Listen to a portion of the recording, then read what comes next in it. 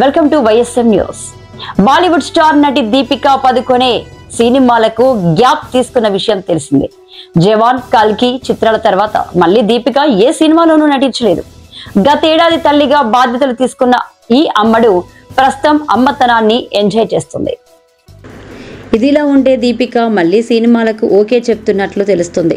తాజాగా ఆమె బాలీవుడ్ బాద్షా షారుఖ్ ఖాన్ నటిస్తున్న కింగ్ సినిమాలో హీరోయిన్గా నటించబోతున్నట్లు సమాచారం. ఇప్పటికే 5 సార్లు షారుఖ్తో జోడీ కట్టిన ఈ అమ్మడు తాజాగా మరోసారి సినిమా చేయబోతుంది. దీనికి సంబంధించి బాలీవుడ్ మీడియాలో ప్రస్తుతం వార్తలు వైరల్గా మారాయి. సిద్ధార్థ్ ఆనంద్ దర్శకత్వం వహిస్తున్న ఈ చిత్రంలో షారుఖ్ కూతురు సుహానా ఖాన్ కూడా ముఖ్య పాత్రలో కనిపించనున్నారు.